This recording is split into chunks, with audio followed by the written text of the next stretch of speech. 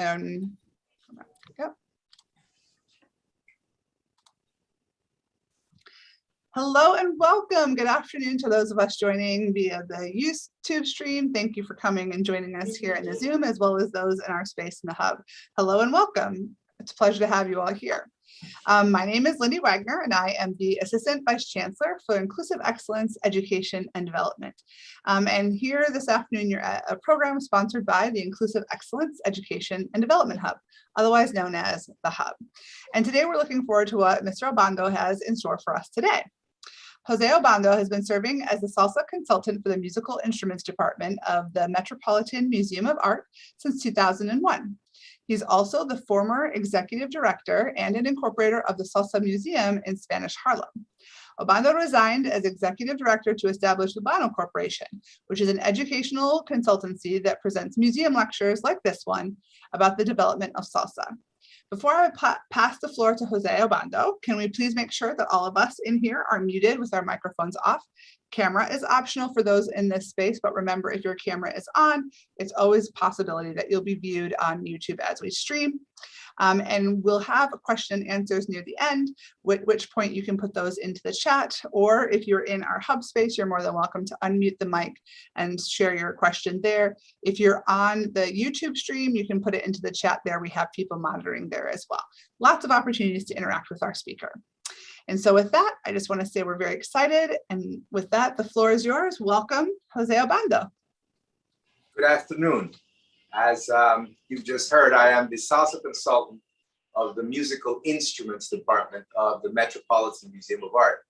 The museum has been collecting musical instruments for 134 years. One of my duties is to acquisition Afro, Amerindian, Antillean instruments that pertain to salsa. Once I bring in the instrument, I must be able to interpret the artifact from its origin through its complete trajectory. And we utilize the social sciences and the humanities for this purpose. Now, today's lecture is the 350 plus year evolution of salsa. The reason why I add the plus to it is because nobody wakes up and says, what's today? What's the calendar? I've just invented jazz. It doesn't happen that way. It's an amalgamation. It's a fusion. It's a number of rhythms and with every kind of music. There isn't one set date when a musical genre begins. That's impossible. Nobody invents a musical genre. And this is why I put that more or less 340, 350 year. Now, our lecture is going to begin, first of all, with the instruments that you see behind me. They are used in salsa. You need an African instrument.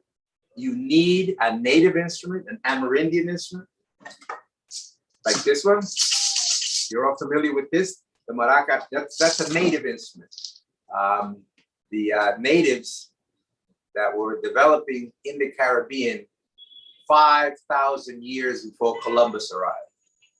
And then they meet up with the Africans. And of course, there is the Spanish influence. The Spaniards came to the Caribbean after an 800-year Moorish rule.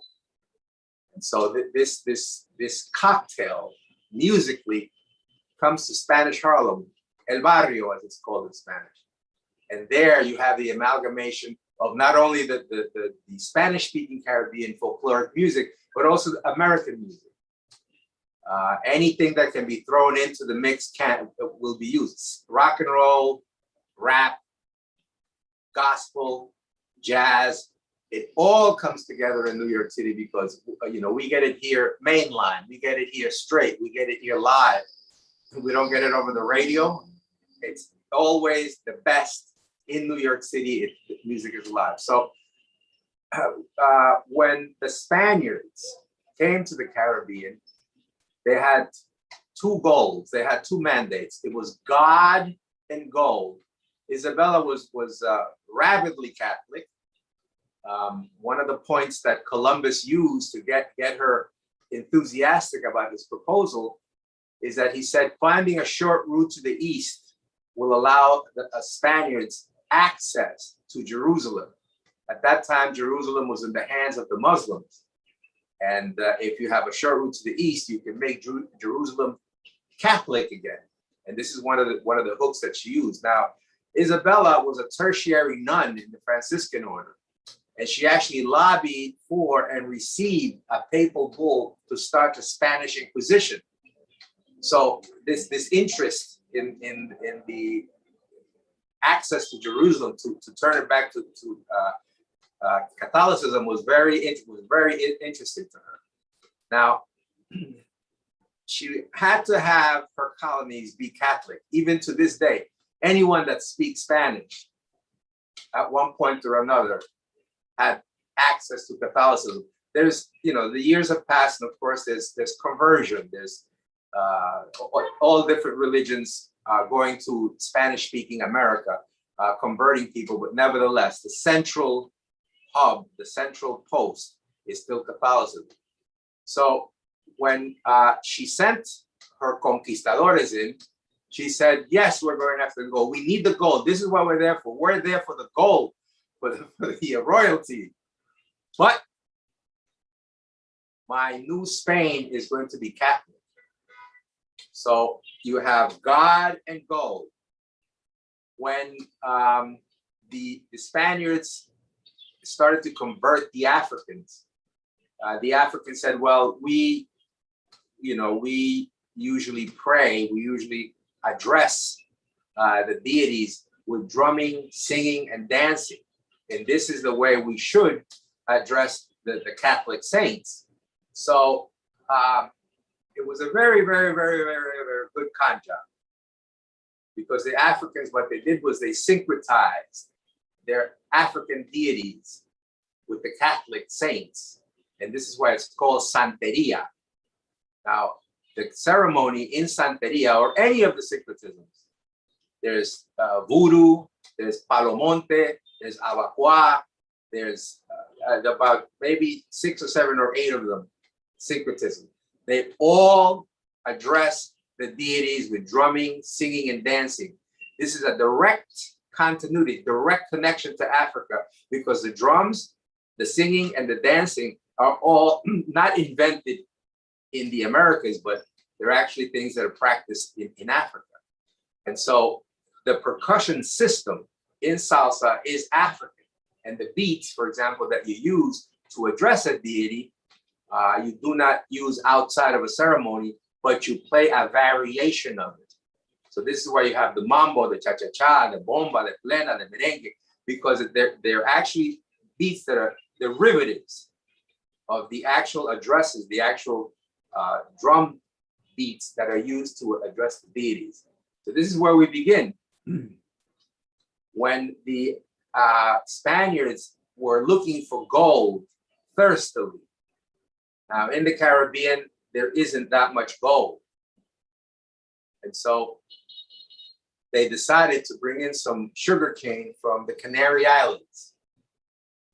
And they planted it in fields, in land that had never been tilled before. And so the sugarcane explodes in the Hispaniola, which is where Haiti and Dominican Republic are, and also in Cuba. And needless to say, in Puerto Rico. It just explodes because these lands have never been tilled, and it's African sugarcane bringing to the Caribbean island. So it's the perfect weather. Also, the Europe has no sugar. And the winters do not allow for the bees to really make any honey, so they have nowhere to get any sweetener. So, as a matter of fact, before the Caribbean islands exploded with the sugarcane, sugar was considered an aphrodisiac in Europe, and it was sold by measures of a hawk's bell. If you've ever seen a hawk and the little bell that it has, it's smaller than the thimble. That means that only rich people could afford sugar. But then Hispaniola, Puerto Rico, and Cuba explode with the sugarcane, making Europe sweeter. They finally get sugar from someplace in very abundant numbers. Now, as this market becomes very, very profitable, it's riches beyond their wildest dreams. It was their white gold. They decide to, plant some more. After all, I mean, they only had small plots. And so they started to really expand with this crop. And this is where we start our countdown. The first number of African slaves were already there cutting down sugarcane. And then when they seeded some more sugarcane, they needed more slaves. And the second wave comes to reinforce the Afro-Caribbeans that were already there. They come to reinforce the African culture. In other words, if you've forgotten how to build a drum, that second wave comes in and says, we haven't forgotten. And so this is where we start the countdown. When the manufacture of these drums. And why were they permitted? Simply because they told the Spaniards that they needed them to address the saints. And so in Cuba, Cuba is the largest of all of the Caribbean Antilles. This is the largest island. And so this is where most of the slaves were, the largest number. Now the Yoruba tribe, they're the most important tribe in actually the Americas, because the slave trade was in Nigeria, and Nigeria is Yoruba land. There's about 45 other tribes. This is why there's other syncretism. The Yoruba have Santeria, or what they call Lukumi, but the Ewe have Voodoo. So it's different tribes, different syncretism, different drums, different beats. And by the way, all of the syncretisms are practiced in an African religion. It might be phonetic because they don't have none of the syncretisms have a book. They don't have a Bible. They don't have a Torah. They don't have a central figure. They don't have a pope. They don't have. So this is why they're still practiced in the way that they're practiced. It's clandestine. Here in the United States, we enjoy religious freedom, but you don't know where the nearest Santeria center is. You don't know where the nearest Voodoo center is. It's because they can't license themselves. They can't present themselves before the authorities and say, I am a Santero. I am a practitioner. And they go, well, yeah, we have to be ordained. You have to present something. They have nothing. So they're in that nebulous part that they have to practice in basements and basically not in a proper church or a proper temple or a proper. So the Yorubas have this Santeria and they're practicing it. By the way, the ceremonies last 4 to 6 hours. Of course, there's drumming, singing, and dancing. They do take breaks and they kind of change drummers. Nevertheless, it's 4 to 6 hours of singing, drumming, and dancing. And so, now mind you, you don't have to be a practitioner of Santeria to play the drums. There's only one sect within the religion. They're called Omo Anya. Omo means son, Anya means drum. So the son of the drum. The reason why it's Omo is because women are not allowed to touch drums. They are considered unclean. They're considered because of menstruation, because of lactation, and because they're the quote unquote the weaker sex. And you can expand that.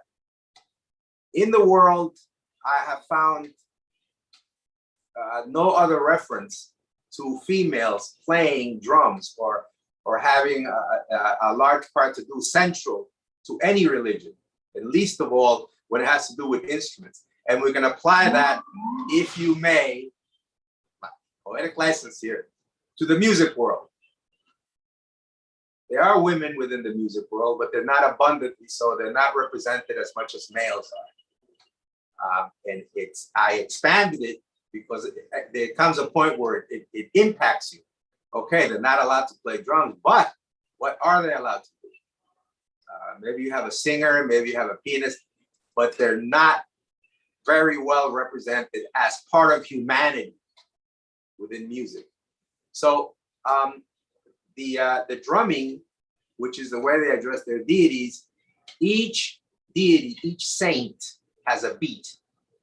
Same as a prayer, Each saint. So the Spaniards were Catholicizing the Africans, and they provided them with 400 saints. You know, there's a lot of saints. And if you're Catholic, rabidly so, and you're there to teach the people in the New Spain about the religion, you're going to present them with all of the saints.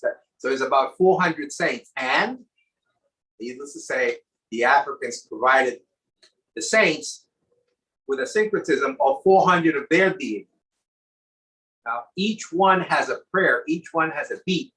So you can imagine that it is bottomless. If you're learning how to play drums, you never stop learning. There are 7 major powers, 7 major deities. And those beats, of course, it's the first thing you learn when you play the bata drums. The bata drums, I'm going to get up for a minute. I want you to look at the drums behind me. The bata drums are going to be the ones that are in the shape of an hourglass, and they're on the floor, and there's 3 of them. If you see them there, they're in green, and there's 3 of them because African percussion is communal. You don't have one person playing the drum. That's impossible, first of all, because one person playing the drum will absolutely not do anything, for the music. There's always 2 or 3 drums involved. One drum is the one that frames the ensemble, frames the beat. You have a second one that's support, and the third one, which is the one that improvises. So they always come in 3s. They're always accompanied. This is why the American trap drum kit has absolutely no African influence, because it's just one person playing. But in African percussion, everyone sings, everyone dances, everyone plays. And we're talking about whether you're in the religion or outside the religion, it's communal, everyone. You don't have, for example, a highly specialized team of people that come in and you sit in the auditorium and you have the chairs and you face the, no, it's everybody. Everybody sings, everyone dances, everyone plays. So now that second wave of Africans that comes to fortify, to inject Africa back into the Afro-Caribbeans that are already there, they're the ones that actually start to give us those variations that we now call mambo or cha-cha-cha or bomba or bolero, because they had Sunday off. This was not the case with the English slavery format. This was not the case with the Dutch. It was not the case in the other countries and the other slavery pits. They would work 7 days a week. But in the Spanish-speaking Caribbean, you had Sunday off because that was the day that you would be indoctrinated. That's the day that they would give you your Catholicism. And of course, it wasn't the whole day. So you had that Sunday off, so to speak. This is where the Africans, after they got out of church, but it's still slavery. I don't want to, make it sound like it's a Caribbean vacation. But they would start inventing variations on the beats that they use for their deities in making secular music. And this happened in Puerto Rico, this happened in the Dominican Republic, and this happened in Cuba. And that's where we get it from. So as time passes, they start naming these things, the different names that we now know them by, like the mambo, the cha-cha-cha. Cuba has at least 18 folkloric musics, 18. Puerto Rico has about 120, 110 or 120. The reason why the number is so high is because Isabella, when she realized she had a New Spain, she writes a royal edict saying that all colonizers going to her New Spain are required to take along a string instrument to practice the Catholic faith, to attract new converts and to observe the faith. Now, mind you, you find the harp in the Bolivian Andes, the oud you find in Cuba. If you look at a mariachi band, there's somebody in the mariachi band, which is basically all trumpet. he is playing a string instrument. Where in Spanish-speaking America can you not find a guitar? That is Isabella's edict. You're required to take along a string instrument to observe the Catholic faith. Now, the people that she was sending there, she handpicked them. She handpicked them. You were there to, watch her interests. You just don't get on the ship. He's going to send somebody who's loyal to the royalty and loyal to the religion, because Isabella had united Spain under one flag and under one religion. Now, in January of 1942, she throws out the last Moorish king from Spain and also expels all of the Jews. The only way you could stay is if you converted to Catholicism, then you could stay in Spain. So there was a conversion factor there. But nevertheless, that's January 1492. She unites Spain under one flag and under one religion. Now, in April, she signs with Columbus for this adventure, for this exploration, for this short route to the east. And I've already given you one of the main reasons why. But of course, Columbus was hypnotized by Marco Polo's explanations of the East, where everyone wore fine silk robes and they wore precious and semi-precious stones. And the houses had roofs that were made out of gold. So the short route to the east was going to give them access to that wealth and also give them access to certain spices, because at that time they were the Arabs were the ones that were dealing with Europe, giving them spices. Not that they used much, but the plethora of spices that there are, for example, in India, Europe basically, well, they could get salt. That's easy. They have salt mines there. But pepper was very coveted, and it added something to the food. Ginger, any of the other cinnamon, but they certainly needed the basics that the diet or the cuisines in Europe now subsist on. They didn't do the whole rainbow things. They just had two or three.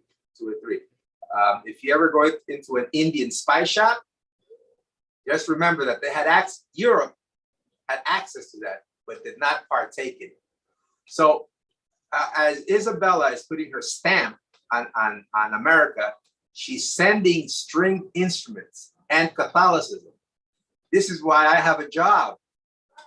Is because the string instruments and the drums, they gave me salsa for me to go to the Metropolitan Museum with.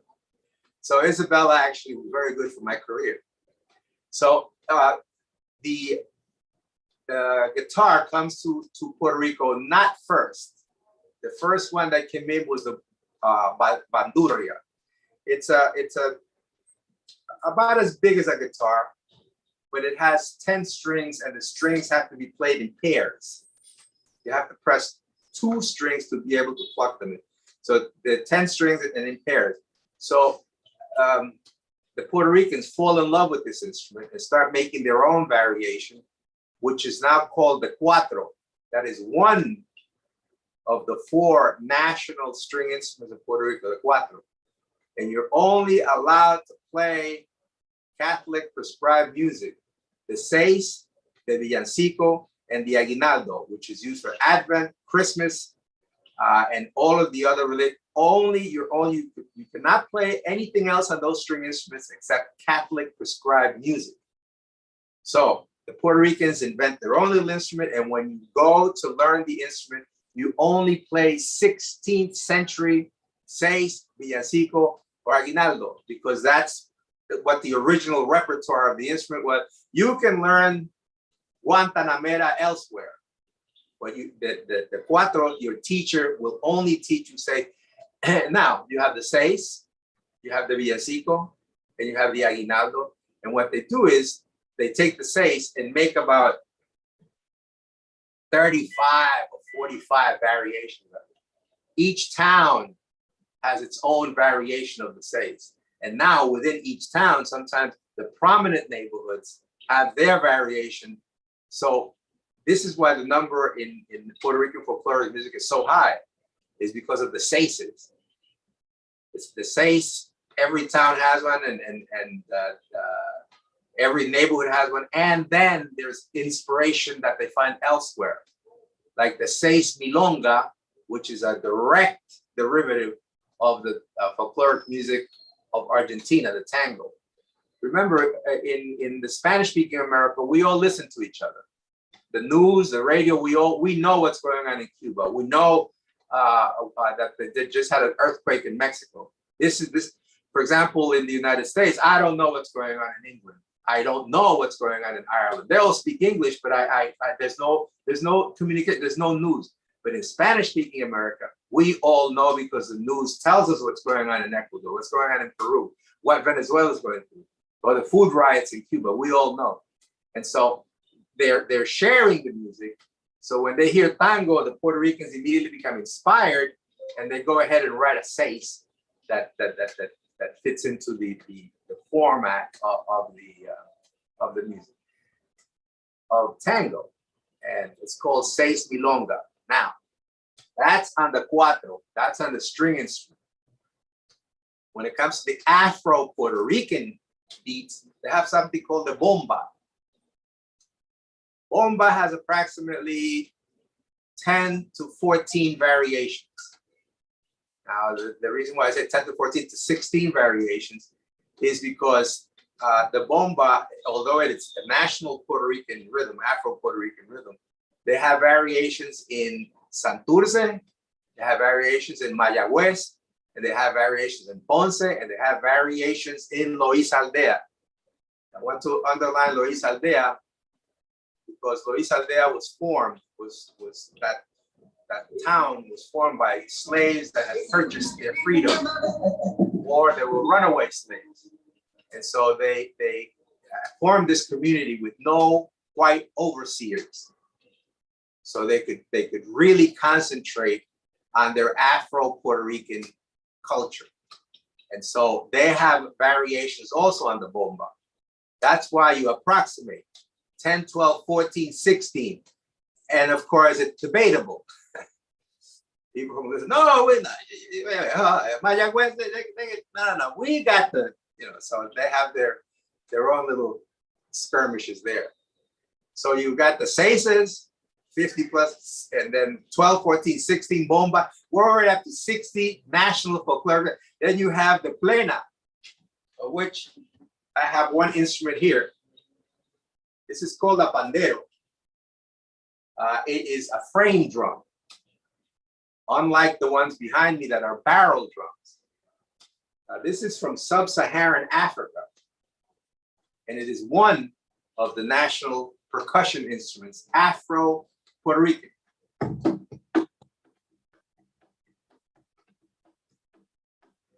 Bandera, qué bonita bandera, qué bonita bandera, es la bandera Puerto Rico. So I play 6 instruments, but none of them are European. Because when I do my demonstrations, I must explain exactly how this transculturalization of native instruments, African instruments, and the European instruments came to the amalgamation that is now known as salsa. Now, since salsa was amalgamated, was fused by Puerto Ricans in Spanish Harlem, it is an American musical genre. In 1917, the United States passes the Jones Act, granting the Puerto Ricans American citizenship. Ergo, Puerto Ricans are American citizens, and this music was amalgamated in Spanish Harlem. It's American music. Same as jazz, same as rock, same as gospel, it's American music. This is why we're collecting at the Metropolitan Museum of Art, an august and world-renowned American institution, is because Spanish Harlem is 17 blocks from the front door of the museum. No other museum, most museums don't collect musical instruments. And the museums that do collect musical instruments are Eurocentric. They're into violins, they're into Ergo, I'm the only museologist in the world that's preserving salsa, that is collecting in salsa. If you're going to do research on it, or if you're going to apply the social sciences and the humanities to the music, you're going to slam into my work, because I have colleagues, of course, which you know, they also do research. They have the same knowledge as I do, but they don't have any proximity to the instruments. They do not preserve them or collect them the way I do. I commission an artisan to make me an instrument, and then I bring it into the museum only after studying from its origin through its complete trajectory. There's nobody else that's doing that. Of course, the facts are there. You can study the history, you can study the amalgamation, but they're not at the museum. At least I don't see them there. They're not my colleagues at the museum. And so you have this 110, 120 music from Puerto Rico, the 18 from Cuba, and the ones from the Dominican Republic. And since we're all communicating with each other, the Puerto Ricans just throw it into the pot. They can play Cuban music. They can play Dominican music.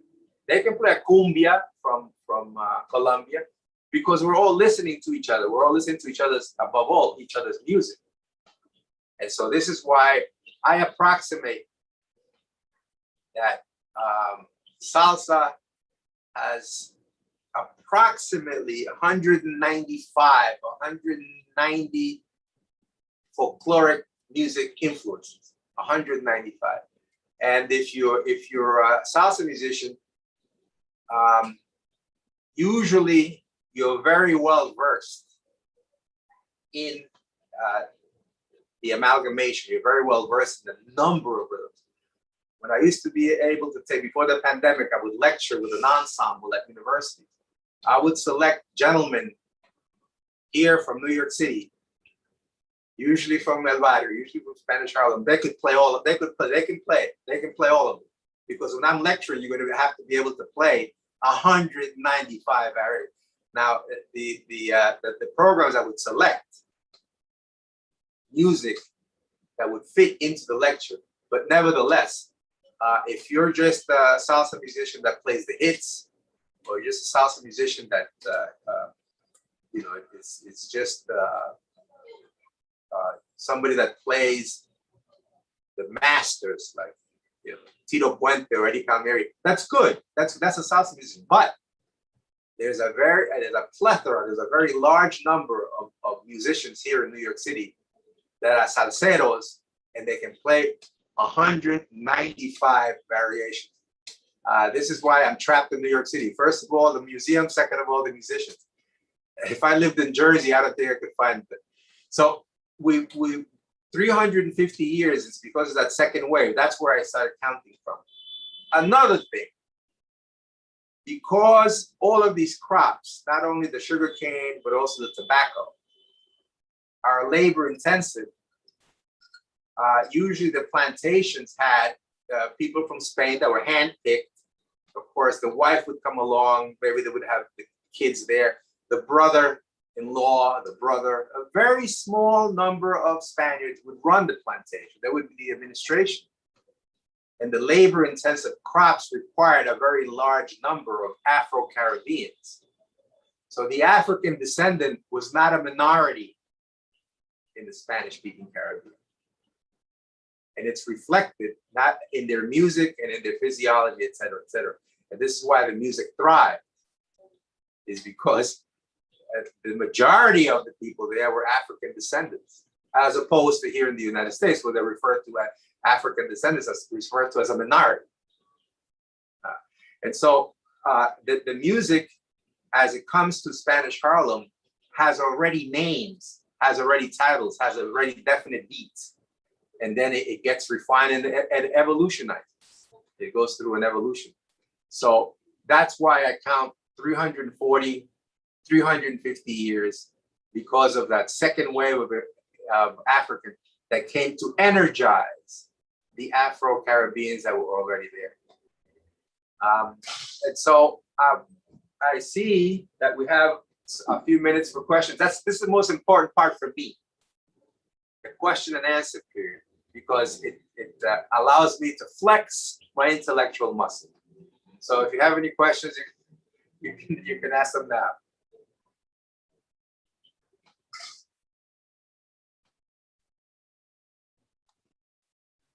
I don't have any from the chat. Oh, they're shy. Okay. Yeah, Well, then, but I am curious, this is my question. I'm curious, obviously the plus, like you said, because we don't know the history, but do you see any changes? Do you anticipate any changes kind of in some of the instruments or in some of the music as we go moving forward? fantastic. You see, I knew. All right. Anthropologically, all instruments get louder because when an instrument is played in a folkloric setting, you play for your family, you play for your neighbors, you play in the backyard, and all of a sudden the instrument or the musical genre becomes more popular. One thing is playing in your living room, another thing is Carnegie Hall. So they get louder. For example, this is a maraca that's made out of a gourd. You're probably more familiar with the ones that are made out of leather.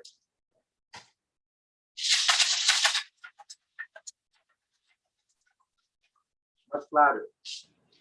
Originally, the Taínos, they were the natives in the Caribbean, all of the Caribbean, from Trinidad to Cuba. The Taínos were present. There were other sub-Taínos, there were other Arawak, there were Cebu natives, there were other tribes, but the Taínos were the most prominent, is because they went from hunter-gatherers to subsistence gardening. So they knew where their next meal was coming from. So they were a lot more established. So they established different Taino centers all over the Caribbean. Now, anthropologically, all instruments get louder because you're not playing anymore for just your backyard. And the reason why it went from one maraca with the Taino, this is what they would utilize, the doubles, is when the Africans came, they brought with them percussion evolution that took 15,000 years. So you have these wonderful polyrhythms come with the African. One maraca is not going to do it. This is why we have double. Now, apart from the maraca, the Taino also gave us the guiro. This is quite clearly, you can see, it's a gourd. You look inside, it's like carving a pumpkin. You take the inside out of the gourd, you put the frets into it, you put it under the Caribbean sun, and you get this instrument, which is native. This is not African, neither is the maraca. It is a native, it's from the Taino. This is the Cuban version, by the way. I'm going to show you the other version, but this is the Cuban version. Guantanamera, Guajira, Guantanamera, Guantanamera, Guajira, Guantanamera. Okay, that's the Cuban version. This is the Puerto Rican version. Size has nothing to do with it. This is Mother Nature. You can see that the frets are much smaller. You cannot play folkloric music in the Spanish-speaking Caribbean without an African instrument, a European instrument, and a native instrument. You can't play Guantanamera without the guiro. It's impossible. You cannot sing a bolero without the maracas. It can't be done. It's never done, actually. And so this is the Puerto Rican version. Qué bonita bandera, qué bonita bandera, qué bonita bandera es la bandera puertorriqueña. Azul, blanca, colorada y en el medio tiene una estrella. Qué bonita bandera y qué bonita bandera gitana. Okay, Puerto Rican version. By the way, 6 instruments, but I'm a folklorist. I demonstrate them. When I play with an ensemble, I play the instruments there, so I'm not the lecturer standing off on the side. But since I'm a folklorist and my degree is in international studies, I am to be a bridge between my community and other communities. I cannot read or write music.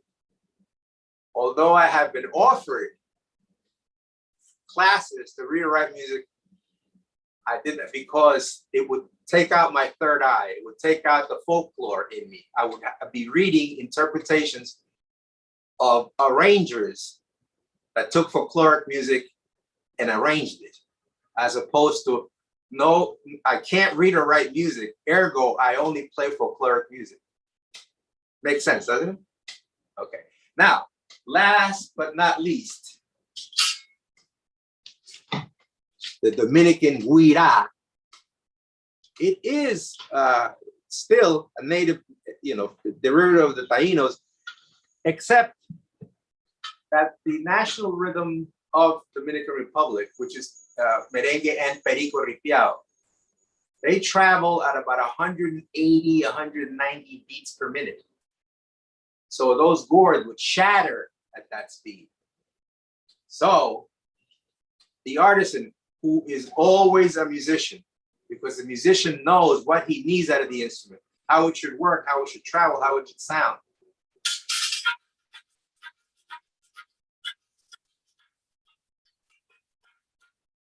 That's the Dominican Guira. So there's three variations: the Cuban, the Puerto Rican, and the Dominican. And they borrow off of each other. They sort of bounce off of each other in their influences and how they mesh.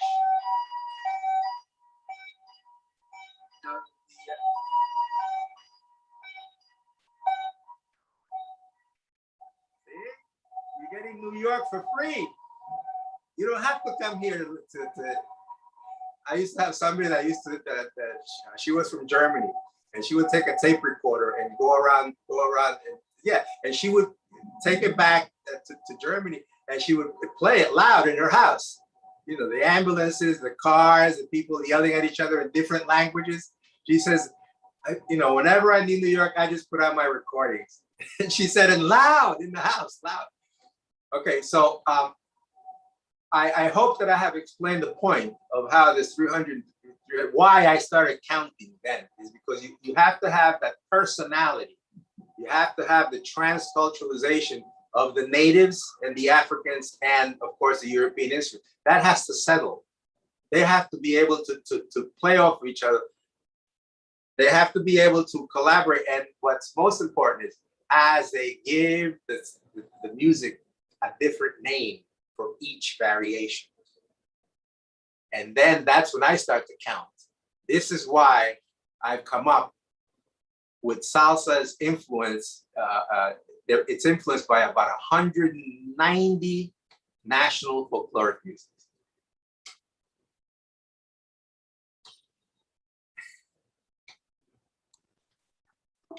I don't have any additional questions. Oh, Bridget, go for it. Can you hear me? Yes, okay. Go ahead. Hi, Jose. How are you? Hi, how are you? I'm good. So I had a quick question. So when we were talking about the women culturally not being able to play the drums or play instruments, particularly the drums, do you see an upward trend now of women being able to be more involved in music, or is that just strictly a religious sense? No. In the religious sense, specifically with the religions that I study, the syncretism that I study, they are forbidden to touch it.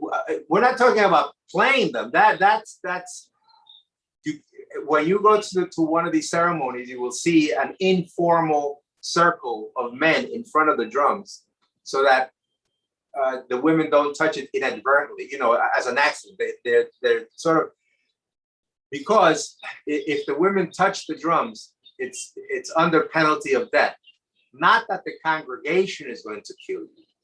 It's the deities will intervene. So in the religious sense, it will never happen. You're going to have to change the religion, and that's not going to happen.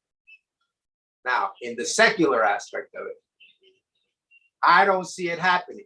There is in rap, which is, the very private, that, the women are relegated, they're allowed in simply because they can curse as good as the men, but not that there's an equal representation of the female to male ratio in the world. In secular music, in regular music, in jazz, I don't see it. In rock, I don't see it. I'm not saying there wasn't a Janis Joplin. I'm not saying there wasn't a Gracie Slick. I'm not saying there wasn't an Ella Fitzgerald. I'm saying that it's not going to happen.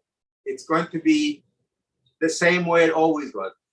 If you're Billie Holiday and you have this wonderful, yes, you will somehow be allowed in to this male bastion. But I don't see how it could happen, especially after the things that are happening with Harvey Weinstein, where women are coming forward, where they have been molested, where they have been violated.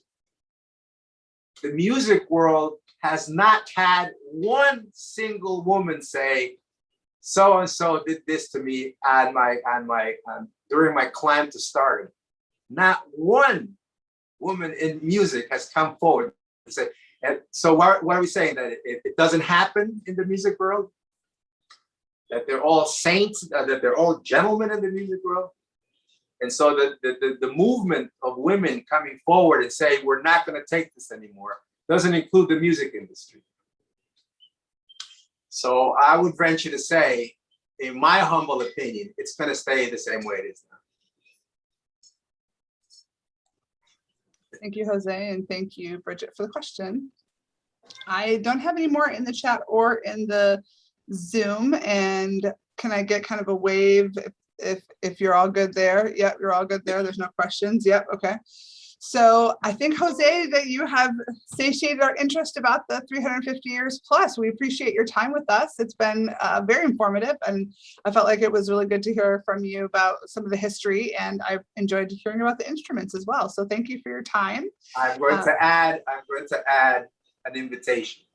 Oh. Now, I have been at the museum now for 20 years.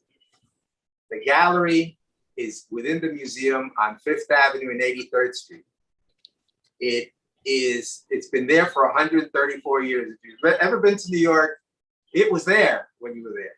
It's been there for 134 years.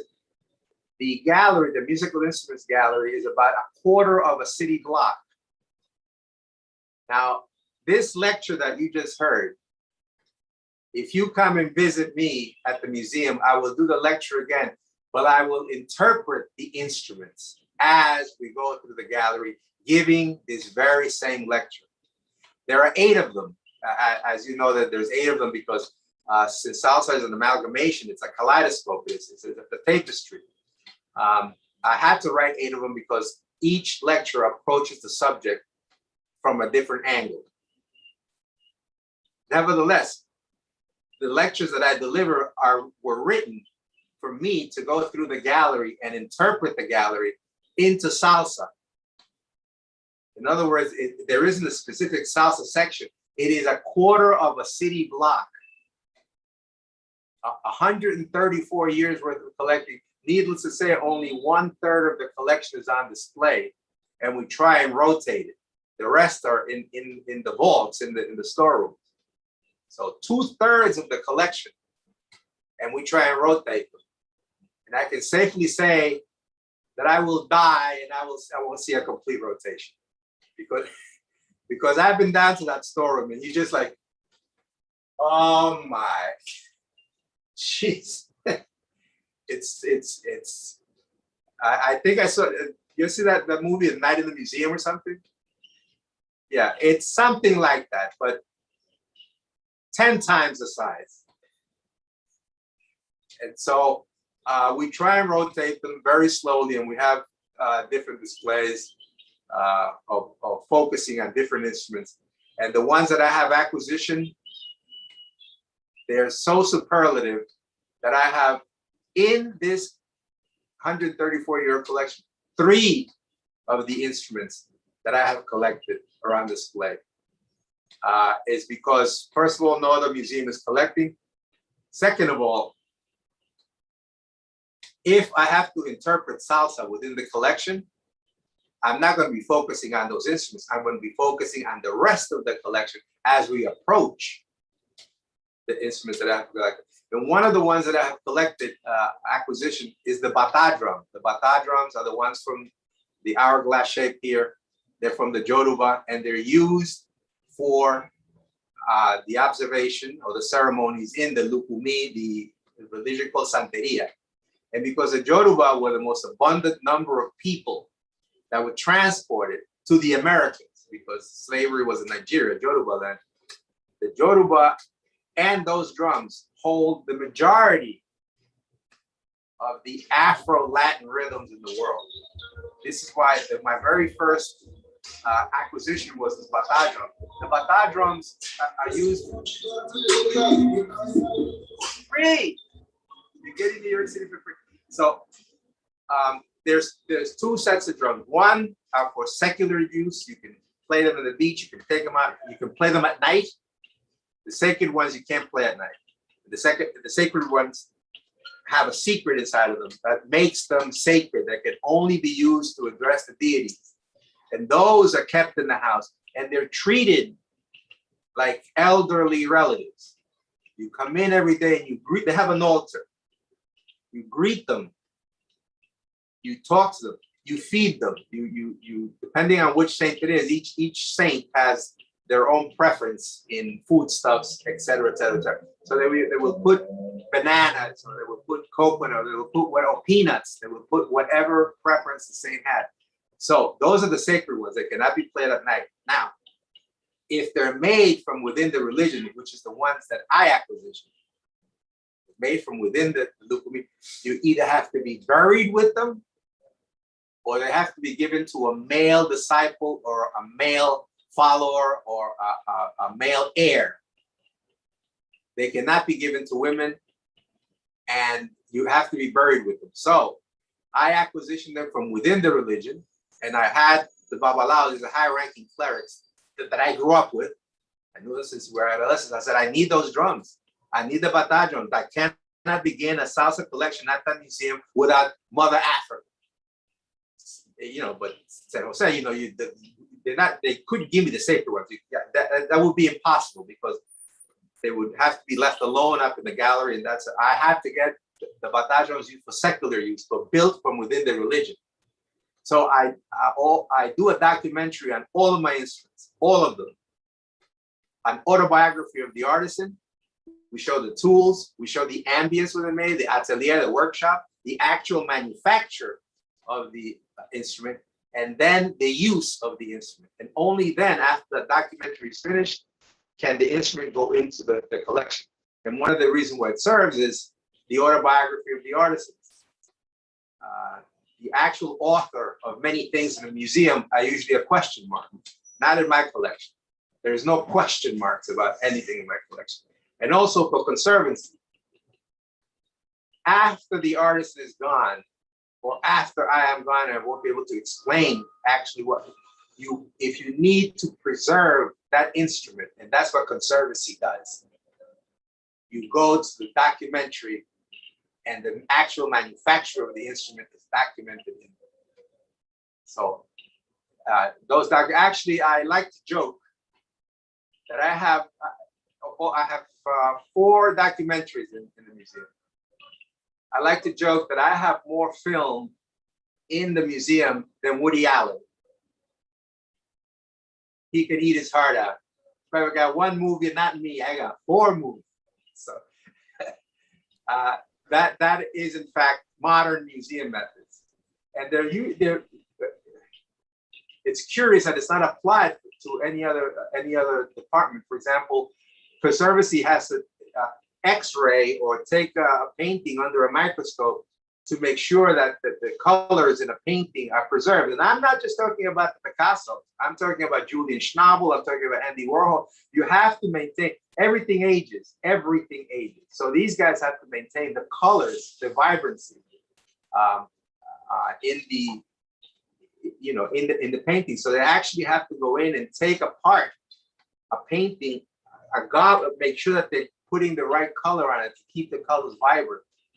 Now, if somebody's an artist and they're not documenting their actual procedure or how they mix the pigments, those poor guys in conservancy have to go to the microscope.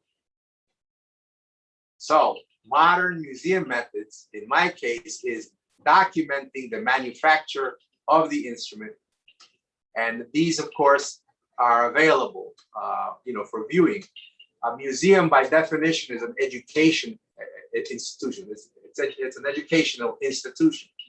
So you want to study the instrument, you want to see the documentary, it's there. And that's the invitation. If you're ever in New York City, 83rd Street and 5th Avenue, but you got to bring your own lunch. Thank you.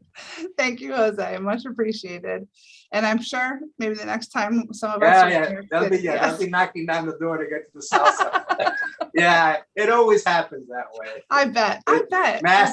Masses and throngs happen. Well, again, thank you so much for your time. We've appreciated learning more. And yes, we wish you luck in continuing to acquire instruments and making the films. And again, appreciate your time. And we hope you have a wonderful rest of your evening. Thank you, Jose. I would like for you to go back to the proposal and take, now that you've heard this, I would like you to go back to the proposal that I sent you and see how much sense the other 6 lectures make to you now that you'll Will see. do.